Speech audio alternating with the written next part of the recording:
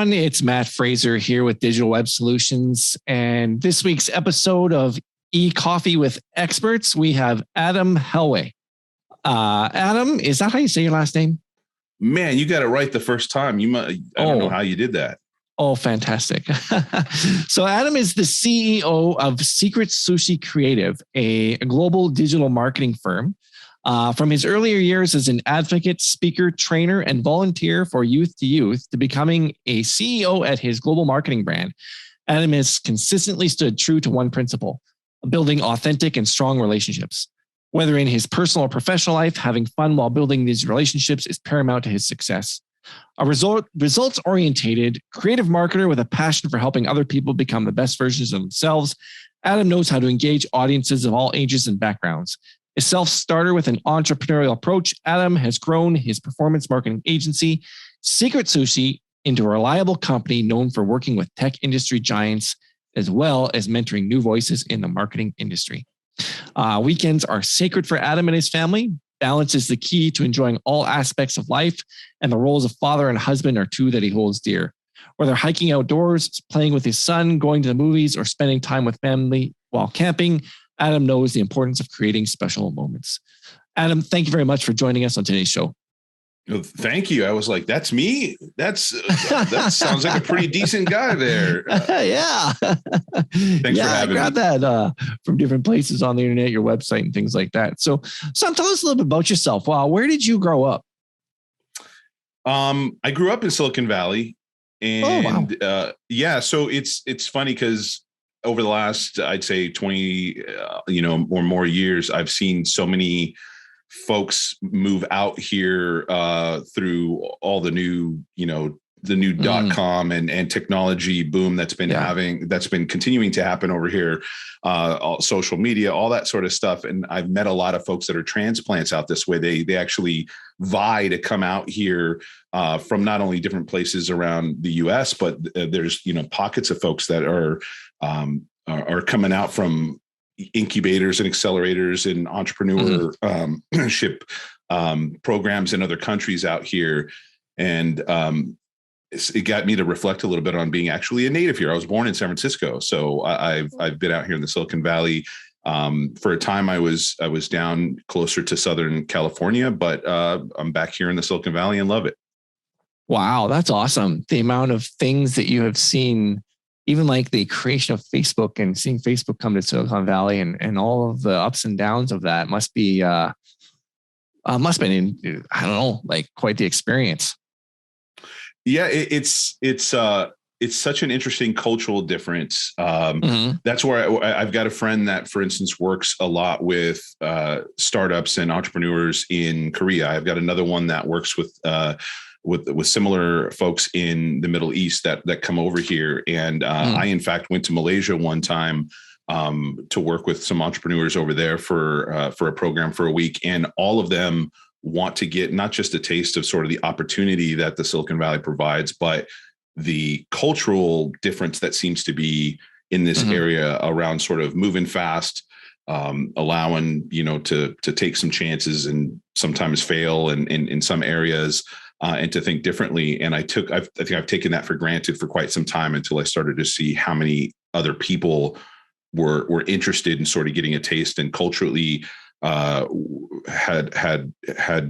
communities that were less sort of open to the level of risk, that risk became a stigma, for instance, and things. And so I'm very appreciative of having the opportunity to be around here, but also want to make sure I try to keep my brain and mind open, because you can often get caught in a little bit of a bubble as well. Well, culturally, everybody's thinking the similar way. And you forget sort of how people, especially when it comes to marketing and you're trying to connect with customers and create those relationships that you were talking about in your intro with me, understanding and having empathy and understanding for those other audiences is really important to being able to create those relationships. And if you're thinking very solely in the direction of this community that's kind of an outlier here in the Silicon Valley, you can often lose touch with who your customers really are when they aren't in the Silicon Valley themselves. Yeah. Do you think that the current situation with the pandemic happening over the last few years, how everybody had to come to one place. Do you think that what's happened in the last couple of years has maybe changed things to where, with so many people working remotely, you and I doing this interview, that do you think that it's necessary for people to come to one central hub? In other words, do you think someone could still grow a business without having to necessarily start their business in an incubator type city like Silicon Valley or location? I think for sure there is. I think the thing that it's made more regular is doing things from wherever you are, to do it remotely, from wherever you are. I've been running from a home office for my entire career, and my business, the agency's been around for 15 years. I've made certain decisions that I just felt, time in traffic was a waste. Working remotely allowed me to do a lot more, be a lot more adaptable and flexible in things for my customers, and not worry about lots and lots of overhead that would ultimately need to get paid for from somebody, and that gets passed on to the clients that we work with in some form or fashion. And so to see it me go from kind of like making sure that stuff's clean behind me and nobody can hear, whatever's going on outside of my office or whatever the case may be, to it's normal. That's the way it is. Life is happening around with everybody. I think that is actually incredible. And that's something that's not going to go away. And that is more human. I've seen people where you're having an important conversation with folks, and then the landscaper's outside, or the kid gets home from kindergarten and wants to come in real quick and give you a Father's Day card, or just say hi to you real quick. It doesn't have to be a big disruption. It is just kind of life, and within reason, it's been far more acceptable. So I think that alone has made it so you can do far more business from wherever you may be. But there's still such a big advantage to trying whenever possible to get face time with individuals, so that you can create and strengthen those relationships, which is not always easy to do from, I say that they call it Zoom because it just feels like you're just always zooming from one meeting to another. But like I have my COO, for instance, who's in Southern California and I'm in Northern California, and he flies up every 3 to 4 weeks. He's coming tomorrow, and we're going to get, face-to-face time, and we can do that stuff from afar if we needed to. But it really, the real good work and strengthening of the relationship gets done when we're face to face. And I think that is something where folks can now save that money from, moving to Silicon Valley to now instead buying plane tickets or whatever to go travel out and have some of that face time still to strengthen those relationships. Oh, right on. It's definitely changed things. That's for sure. How did you get started in digital marketing? A little bit on accident. So some years ago, I was looking for a transition. My background was actually in new media design. And so it was called new media design back then, which just basically meant anything that was on screens, right? So it could have been animations with Flash or website design, interactive CDs on Macromedia Shockwave, if you even remember any of those things back in the day. I do. Yeah. And Adobe and all these things that you're building, you're doing graphics in Photoshop for advertising and all this stuff. So it was graphic design and new media. And as time was passing, I was starting to, I decided to basically create a company out of this and do it on my own when I was working previously for another company. And as years had gone by, I was realizing that I was doing less, I don't want to say less, but I was doing like less creative work, and I was doing and infusing more like business and marketing guidance and consulting in what I was doing. There were a lot of, I thought everybody who does creative work had to do this, and found that no, it was actually a differentiator, that people who were doing design, there were plenty of people who were doing things and just kind of going through the motions, but not like working with the client to actually extrapolate, like, what is the goal of this? And you know what, I think I'd recommend this and I'd recommend that.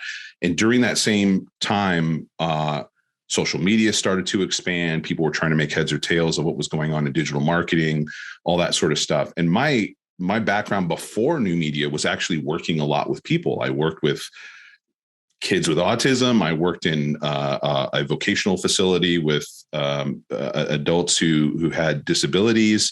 And then, as you were describing sort of my work with youth to youth, I really loved working in the human services based space before I ever started doing any of this. So when digital marketing came about, it was this almost like instant gratification of being able to connect with human beings through the internet, but then utilizing the creative side of things to communicate that, right? You have to, it's communication. It's like social media alone as one element of digital marketing is very much like you've got to have the social and you've got to have the media. You've got to have the ability to talk and engage and relate to the human beings, the customers you want to work with, the community you're trying to build. And then you bring the s'mores, which is the content that you've created to bring around the campfire and talk about with those other human beings, like ghost stories or talking about the game last time. You're able to utilize this content that you are creating to set the tone in the environment. And I love being able to bring those elements together. And I would say about 6-7 years ago, we made a big decision and said, you know what, this is actually a digital marketing agency. This is not just strictly a creative services agency. And so right now we do provide creative services, but a vast majority of what we're doing is all like demand gen strategy, performance marketing, things that creative empowers and fuels, but is not the sole element of the business. Yes, sorry. Yeah. So I get what you're saying, because it's really the content, the marketing strategy dictates the content creation, not really the other way around. So I can understand that. So was there a first client that you had then, or a first project where, like, do you remember back to when you first was like, I got started typing how to make money online on Google. But that's me.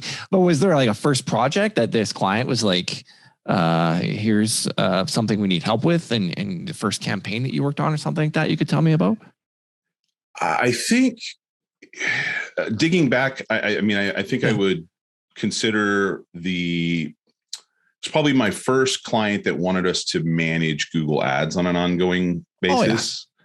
I think so. Once things started to go towards advertising, there's all this sort of, you've got the art and the science, and there was science that had to be infused into it, looking at the numbers, understanding the bid strategy, trying to make heads or tails of that. So it was many years ago, we had a client that was working in the B2B space around like NetSuite and Salesforce. They did implementation and all that. And they're like, look, we need somebody to handle our ads from now on. Can you jump in and do it? And that turned into from Google to LinkedIn to all these other advertising platforms. And I think that was one of the biggest kind of official starts to it all. Oh, right on.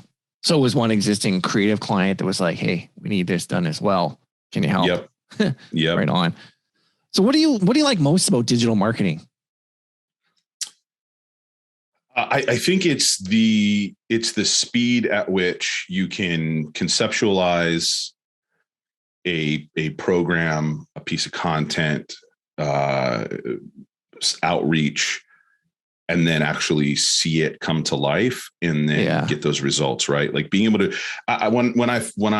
before I started the company, I did do some design work at another company or two, and just like to plan out doing a brochure, like creating a brochure for somebody or a poster or whatever, the amount of time that it took, you design it, and then you've got to like make sure you're laying it out properly. And then you got to find the printer and make sure it's on the right paper. And you got to do all these things just to make sure that in the end, you spend this money and that it's going to print properly and it's going to come out well, and it's not going to get screwed up.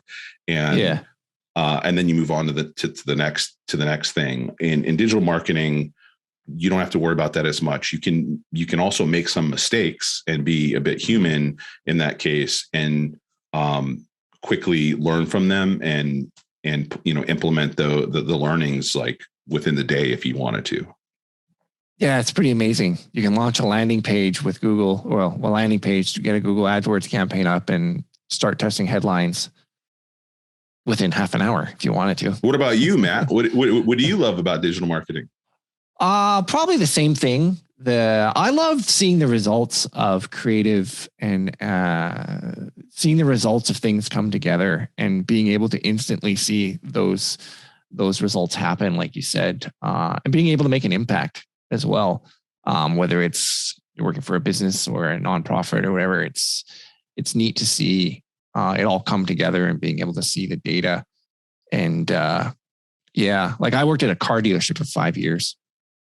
Not that I want to talk about me because we're here to talk about you, but I asked you. Tell me about the car dealership. Yeah, it was fascinating to see actually putting the knowledge that I have acquired into practice and seeing it make a real world result on a business, which in the end affected people's lives in the sense of salespeople were able to earn bigger paychecks because there was more leads coming in, and the business was able to make more money and spend some of that money beautifying the building and things like that. So yeah, that's what I like about it. I think to your point, like it's even that's marketing even in a broader sense, right? Is going from I've always treated marketing as a revenue center, not a cost center. And over the course of probably your career as well, marketing has been seen as this department that just kind of produces deliverables and is taking money out of the budget in some way. And it's not always been the best at traditionally tying it back to the results that you were talking about. And digital marketing, especially when done right, definitely when you get to see the data and you can tie it back to having that impact you have on the business, it's not a cost center. It is something that has an impact on sales and the bottom line. And I love that part as well. Absolutely. So for instance, like I had to create KPIs to prove that what I was doing was working, in the sense of how many leads were generated, how much website traffic we were getting, and how many phone calls, how many chat sessions, how many SMS sessions, text sessions, because we used text and chat platform, in order to, justify the ad spend and justify what we were doing and show that, because sometimes, I don't know if this is your experience, but I mean, marketing can be hitting every single target and every single KPI, and you could like get an incredible amount of leads for a business, but yet if the sales team and sales funnel isn't set up properly, all that money could go to waste.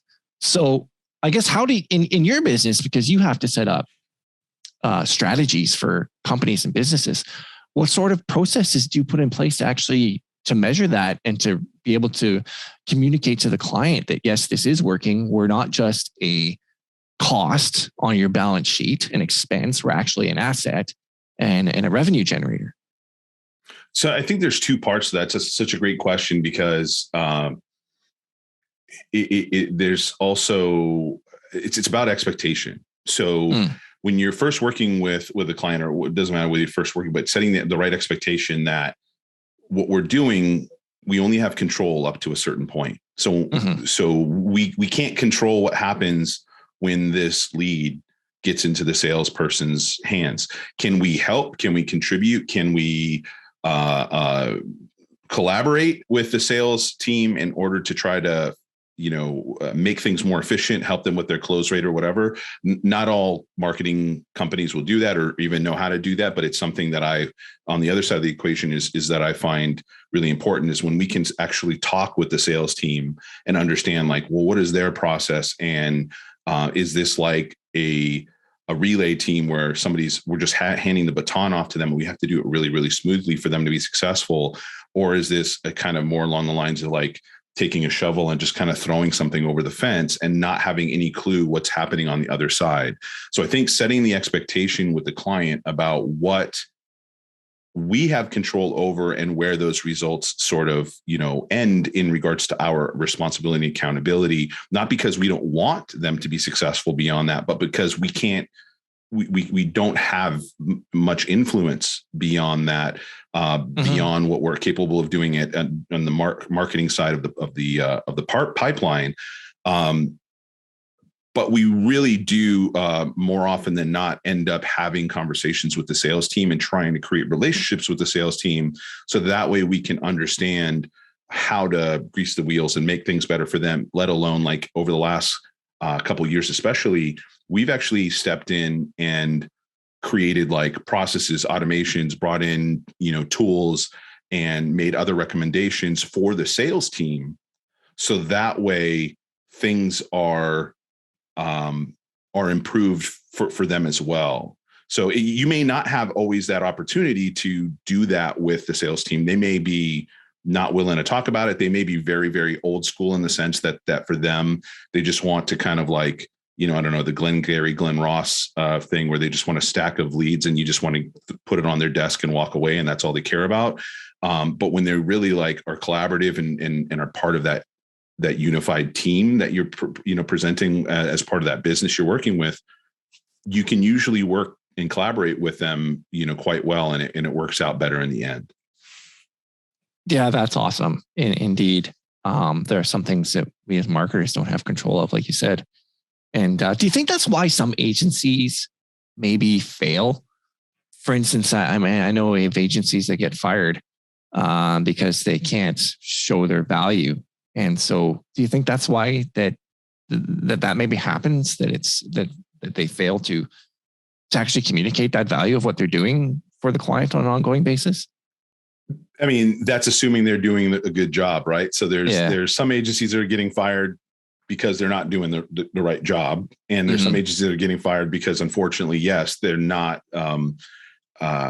able to communicate the value. And I think there was a time a number of years ago where I realized that the doing the work was definitely a significant part of the equation, but the account management and the art of account management was actually like a make it or break it thing for working with customers.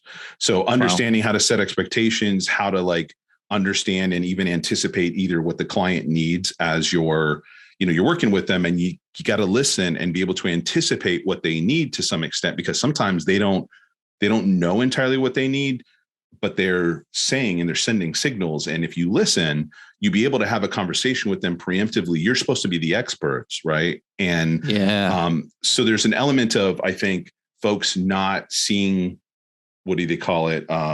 Reading the tea leaves, so to speak, of what's going on with their clients, and then assuming everything is honky dory. And then a month, 2 months, 3 months later, they haven't changed anything they're doing. They haven't really found a way to check the temperature of the relationship. And then it kind of all falls apart. Yeah. I think that's one thing. I think the other thing that I've been hearing a lot from clients as I've been checking in with some of mine is their appreciation and the need for agencies to be able to speak multiple languages. And what I mean by that is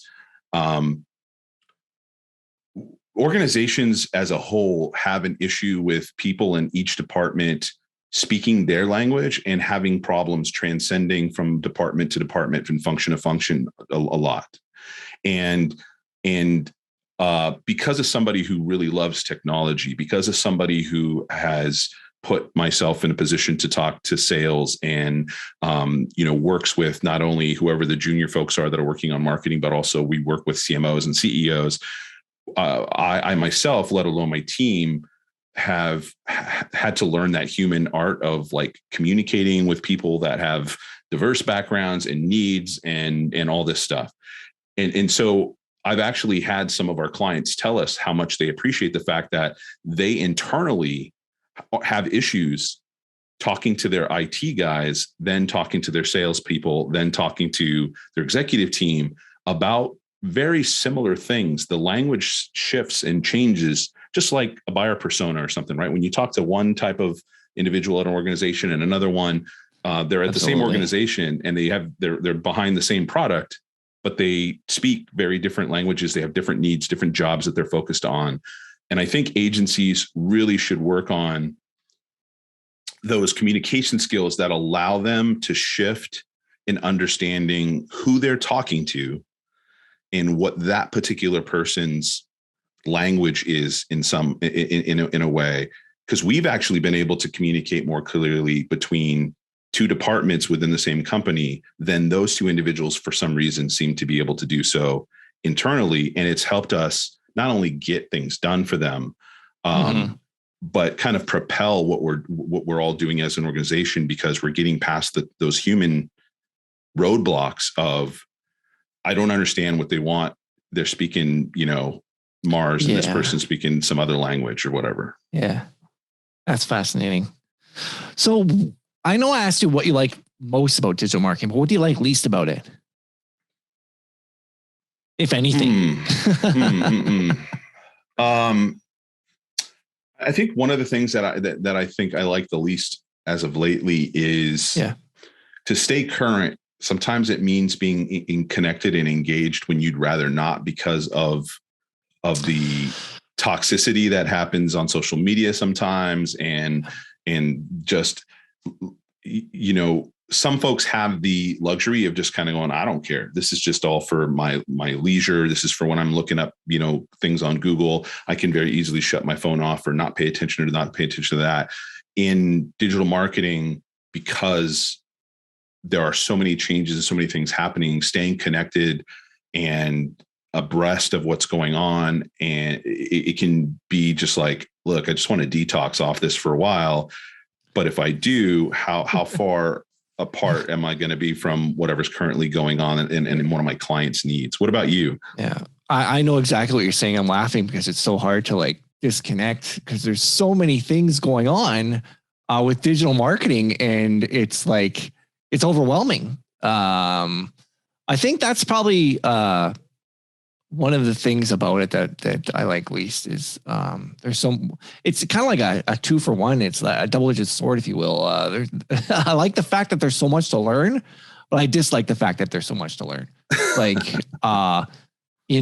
For instance, in order to actually really help a business, in my opinion, you need to have a well-rounded skill set of knowing different aspects, from email marketing, Google ads, Facebook ads, SEO, and even retargeting, display, programmatic advertising. There's just, and the funnel, and you mentioned marketing automation, and knowing how to do all those things. It's a lot to know, but it's also fun because you're never going to be bored, because there's always something to learn and there's always something to know. But you're right. It's hard to always be thinking and always be connected. And, in your relationship with your significant other, sometimes that can get in the way if you're checking your phone and reading an article rather than paying attention at dinner. Yeah, for sure. Can totally relate to that. So how do you keep up then with those things? Are there any tools you use or news, like your top 3 websites that you subscribe to or things like that?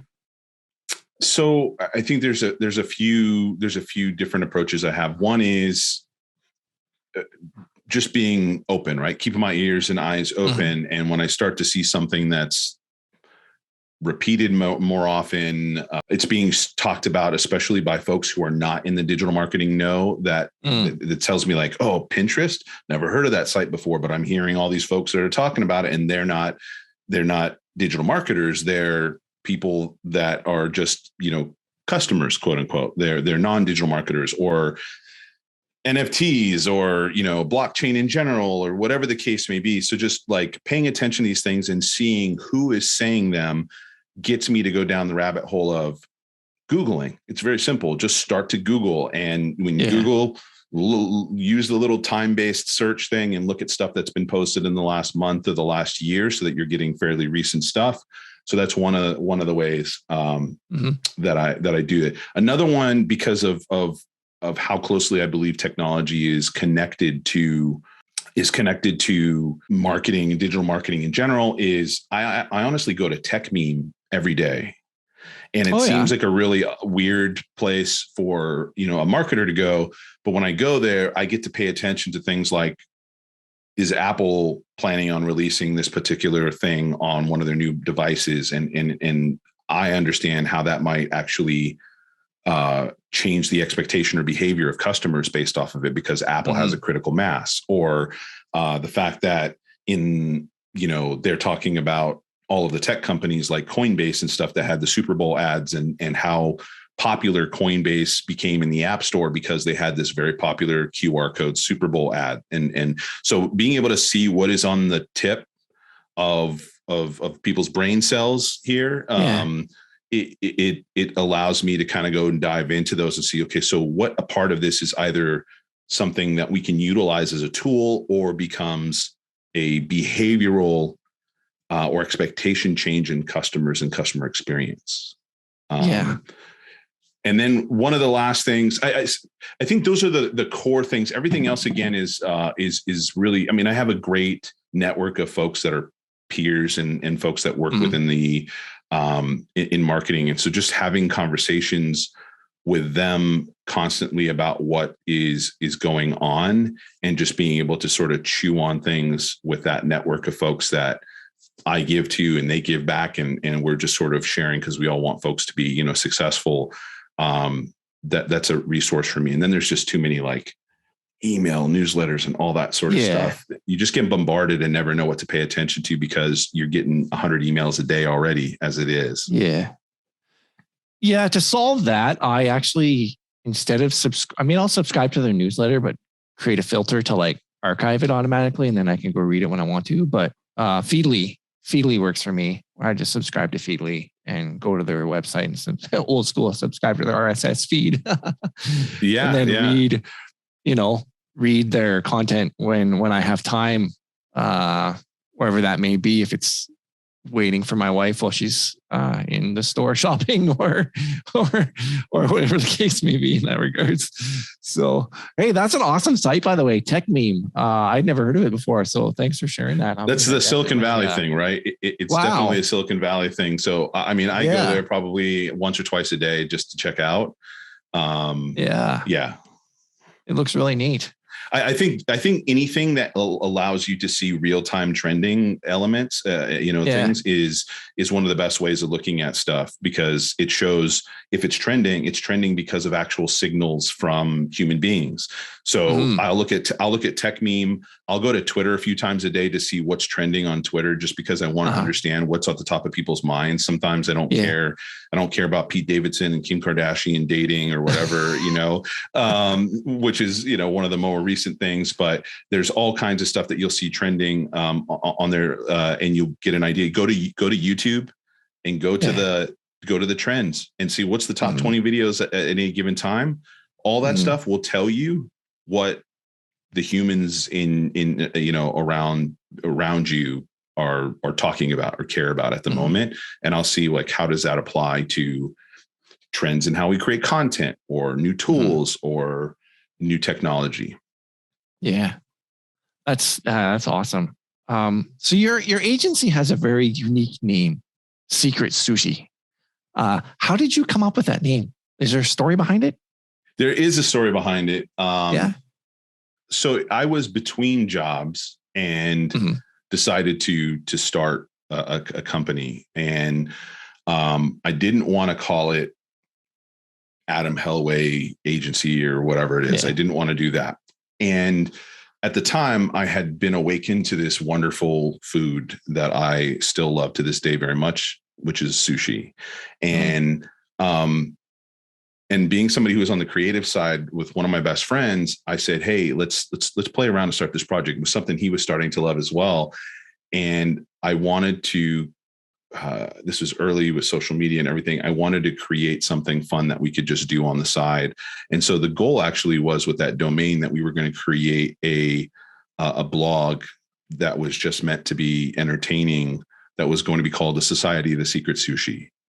And we did almost nothing with it. We created some illustrations of some characters that we were going to use for it. We did a couple other things. This is like, 16 years ago or more.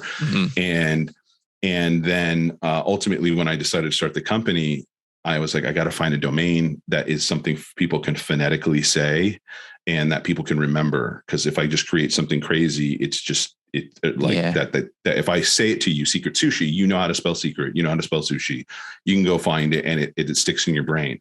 So because we didn't have the project and I was looking at like Catalyst Media and all this kind of cool names and like they were charging money for the domain and all that, ultimately said, you know what, man, I'm sorry, we're not using this. I'm going to use this Secret Sushi domain that I bought for this project and I'm going to put our business on there. And people went, what are you, crazy? Like, I remember my dad telling me, like, how can you name a marketing agency, let alone a creative agency previously, Secret Sushi? And I remember people saying, well, like, you don't name your kids or you don't name people or things always what they are, you know, exactly. Like, I designed for money. That's not what the name of my business was going to be. So it was, so I had fun with that. And I did that. And eventually I actually did tell the story that in business, if you're a fan of sushi, you know that good sushi is takes great ingredients. It takes the right tools and it takes skill to prepare. And that ultimately in the end, it's beautiful as much as it is pretty healthy for you as well. You want your marketing to not just be all about the visual and all about sizzle. You also want it to be something that fills your customers up and makes them hungry for more. And so I basically made the connection that from a marketing standpoint, you wanted to find your secret sushi. You wanted to find something that attracted people initially as it's out there, and you could see that the skill and all that it took to put that together. But ultimately, when they took it in, it made them satisfied and hungry for more engagement and interaction with you as a customer. So that's what I used to say for the first 12 years of my business. You know, that is so smart. When you related it to the way sushi is prepared and all the ingredients and everything. Because my wife, I mean, I don't like sushi, but my wife loves it. Oh man, so I wouldn't have accepted this interview had I known that. No, I'm just kidding. I'll go to the sushi restaurant, but I'll have a bento box instead. And she likes it, but anyway. So yeah, I guess some other questions I have for you. So what is your approach to developing a cohesive marketing strategy when you're working with a client? Could you walk me through a process maybe that you use? Yeah, I mean, I think the first is research. So I love my data, my data tools. I would describe our approach is like heart and science. I know earlier I said art and science, but I would say ours is heart and science in the sense of there's like, we always want to make sure that as we're looking at any of this data, we're taking it in and filtering it as human beings. What does this mean? What do our customers want? Not just kind of like whatever the data is just hard and fast, and that's how it is. So I use a number of tools to look at what are the competitors doing. That gives me an idea of if we've got some competitors that are like fairly mature or seem to be doing, successful in some way, that there's going to be some takeaways we can probably kind of quickly learn from those folks.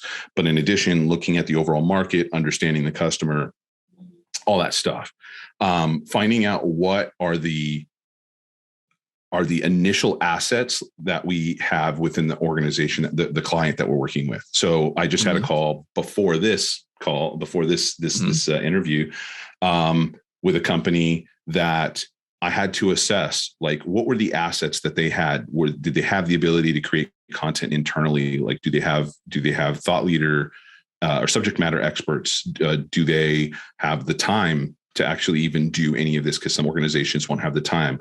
Do they have any content that they've previously used that could be utilized in other fashions and formats and stuff like that? So understanding like where they are and what their resources are that are available, because you can create a strategy, but if they can't execute on it and they're incapable of doing so, whether that be time, talent, budget, whatever, it's all for naught. So just trying to understand the pieces and then tying them together in a cohesive fashion. And I think that's another area where not only clients, but marketers in general can sometimes falter. Is we've tried to create an agency that has a lot of things under one roof, because we understand that marketing is not a single a single discipline, a single touch point. Yeah. And so we need to tie those things together. We need to have an understanding of how they work. And in most cases, provide those ourselves so that way they can integrate and work exponentially well versus having, you hire an agency that does PPC, and then you hire an agency that does SEO, and then you hire another agency that does web design, for instance. Now you're having to spend your time as a client keeping track of all of that. And if you can, that's great. If you have a resource that can make sure that they're tying everything together, that's awesome. But at least a lot of the clients we work with, they're all limited in their resources, their people and all that. And so they don't actually have the time or even sometimes the institutional knowledge of, so I don't know how to use this, or I don't know SEO, the most recent, best practices for SEO. So being able to tie all that together in a strategy that has, how is SEO going to touch these elements and why does it do so? And how is PPC and which channels is going to do this, and integrate all that and create sort of a 10,000 foot flow. One of my favorite tools I love to use for something like that is Miro. Have you ever seen Miro, which used to be called Real-Time Board? No, I haven't heard of it. Miro. I was going to ask you that. That was my next question is what are some tools that you use for what you were talking about? Like some of your tools. I love Miro. Miro works the way my brain works, in the sense that because of somebody that used to use Photoshop and Illustrator and all that back in the day, I love having a canvas where I can visually communicate things, move things around. So it's Miro is this really incredible whiteboarding tool, and we use it for so many different things because you can literally like put graphics on it and icons and do all kinds of things, create flow charts, wireframes if you want to. I mean, there's so many things you can do. So for one cost, it's just a very versatile tool. But we'll create entire campaign flows using Miro that show when this happens, what goes here, this and that and the other, and ties everything together. Wow. Another tool that we use is, especially for our content marketing, is called Demand Jump. Demand Jump? Yep. And we love the team at Demand Jump because not only is the tool great, but the folks that run the company are really, really good. And what we use it for a lot of different things. But one of the biggest things that we use it for is actually to understand from a content perspective what topics and not, I hate to say the word keywords. That's what I try to avoid, because it's not just sort of a standard, let's research some keywords and then create content. There's they have a really great way of pulling together data from a lot of different sources in order to inform what are the topics and the types of things that you should be creating content around that is actually in demand from customers that are out there, from the folks that you're trying to make connections with, and ultimately guide you on how to structure the creation of that content in a really good data-driven way. And then ultimately measure the effectiveness of that. So we love using Demand Jump as well. Wow. We've got a lot of tools. Like we've got tools to the point where some of my team sometimes is like, wait, I didn't know that we had that, because it's stuff that I really love to dig into and use. And you have to like know when's the right time to kind of pull that thing off the Swiss Army knife, we need a toothpick suddenly out of the blue, and you pull a little metal toothpick out of the Swiss Army knife and use it. So what are some of your favorite tools? Some of my favorite tools. Well, ClickUp is one of them. We use ClickUp as well. We just moved there a couple months ago. Yeah. I love ClickUp. ClickUp, obviously, I use that. What's it called? When you say what's it called, it's funny, is that could have been the name of a tool based on the way tools are named these days. What's it called? Have you heard of Giru? So Giru is, I think that's kind of like a flow kind of thing for building out building funnels. Right? I'm a big guy on funnels. Like the way I approach things is starting with a funnel. Like, what's your lead magnet? What's your tripwire? What's your?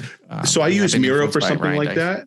Yeah. So I looked at Giru, and there's some really interesting stuff there, but ultimately because because Giru has some very cool specific elements that are specific to funnels. That's good. I decided I didn't want to spend the extra money because Miro could technically do a lot of that plus more. It doesn't include some of the funnel specific tools that are there, but it just was me choosing a more versatile tool. But I've seen it in that it looks pretty awesome. Yeah, it's pretty neat. I got I think it was an AppSumo deal or something that gave me access to it. So you do some consulting on marketing stacks. Is there a particular approach you take to that, or are there certain things in a marketing stack, whether it be software solutions, software as a service solutions like ActiveCampaign or just specific CRM or something like that you recommend to people, various different tools, or is it just as a client by client basis? It is a client by client basis. We do have some like partnerships and stuff, but we have people every single day, multiple emails saying, we'd love to partner with you. We'd love to give you, we'll give you an affiliate cut of whatever you sell and all this. And for me, and I tell them time and time again, I'm not really interested in making money off the affiliate thing, because I'm not going to be able to, it's just, my business is helping the clients with the other stuff. And what I want them to do is not give me the benefit of handing me some dollars for helping them sell something. I want them to give me inside access. I want to actually build a relationship with the people. That's like, for instance, Demand Jump. That's why I have a great relationship with the folks at Demand Jump, because we actually have a human relationship directly with that team. And so to me, all that matters is it the right tool? So for some of our customers, like we're SharpSpring partners. For some of our customers, SharpSpring is the right solution. For others, Salesforce or HubSpot is the right solution. And for other types of individuals, ActiveCampaign may be the right solution. But then ActiveCampaign, for instance, is rapidly updating things and adding things like accounts that they didn't have many years ago. We actually, as an agency, use ActiveCampaign because of just sort of our current structure. But at some point we might end up moving to HubSpot or even to SharpSpring because of other needs that we have. So that's an example, obviously, of the marketing automation side and CRM side. So for us, it's what are the needs of the client? I try to expose us to as many new tools as possible so that we have a clear understanding of what's different about you as a CRM, for instance, versus these guys. What's different about you as an email marketing tool or whatever. One of my favorite things, though, that I would recommend to your listeners to go do is I love going and browsing G2 Crowd. When you go to G2 Crowd and you just look up, you talked about the Giru, you might find Giru on G2 Crowd and then be able to reverse engineer seeing what category do they put that tool into, and clicking the little breadcrumbs on top to look at all of the players in that space and seeing, is there somebody new that's getting a lot more positive reviews than Giru or than Miro or any of that sort of stuff. So I'll actually go through there an awful lot in order to just kind of compare tools I might not be aware of, especially ones that are new in a space that I didn't even know that people were making software around, and get in. And that helps me very quickly, at least create a list of those tools that I should now kind of go off and investigate and learn more about by going to their website and talking to their sales team and doing all those things to kind of vet them and create my opinion about it. Oh, that's awesome. Yeah, at the beginning of the interview, I think I told you I had about 25 questions, but we didn't get through even half of them. But that's awesome, though. If it's okay with you, I'll ask you 5 rapid fire questions. Let's do it. So, what was your first job? My first job, I think working at McDonald's. Oh yeah. Hey, there's a lot McDonald's of people. McDonald's, and simultaneously, I was a mobile DJ when I was fairly young. Right on. So I was, I think, 16, 17 years old, started doing mobile DJing and just did that. I mean, McDonald's, I wasn't making a lot of money, right? So you get a little extra money and get to be the cool DJ and all that stuff for things. So I think I was doing that probably around the same time. Right on. Where did you go on your last vacation? Where did I go on my last vacation? Oh my gosh. I'm stumped, man. It's probably honestly someplace in California that I just went for a weekend, because we're planning actually a pretty big vacation here coming up. So it got me thinking. I was like, nope, that hasn't happened yet. Oh, but, right on. What is your favorite meal of the day? Breakfast, lunch, or dinner, or supper, if that's what you call it? Supper. Let's see. Well, usually lunch, because lately over the last year, I've been doing intermittent fasting. So like I haven't eaten any. Oh, yeah. I actually have something with a little bit of green tea caffeine right now, just because I knew we were going to be on this. But I don't usually eat until noon. So like being able to sit down and just chill during lunch is probably great, because it's my first time meal of the day. Oh, awesome. What time do you usually wake up in the morning? Oh, come on, man. All right. Well, technically, I usually probably wake up about 6:30, and by the time I get out of bed and everything, I'm a guy that ends up staying up late as well. I do my standard working 9 to 5, but I tend to like get my peace in the evening. I've got a 6-year-old child, so that's the time where I can watch what I want on the TV and all that. But I'm usually up around 6:30. But when I get out of bed, a little bit later than that, 7:30 or so, you know. What is your favorite type of music? As a mobile DJ, I was into lots of stuff, but the thing that still always kind of hits home is anything. I like electronic dance, like EDM, but hip hop. I actually used to rap, and I was huge hip hop head. So I've got what do you call it? Cases of about 600 or 700 CDs, and if you were to look at those CDs, most of them are going to be hip hop music. Oh, right on. Well, hey, Adam, I want to really thank you for joining us today on the show. And if people want to find out more information about you, where can they go? You can find me, Adam Helweh. My website is adamhelweh.com. The agency is secretsushi.com. And anywhere that you find either of those online, Adam Helweh on Twitter, LinkedIn, as well as Secret Sushi on, Twitter and LinkedIn and all that stuff. That's where you can find me. I'd love to connect with anybody. Just say where you heard me, and I'd love to connect. Fantastic. Thanks very much. I really appreciate you being on the show today, and wish you all the best. Thanks for having me. You too.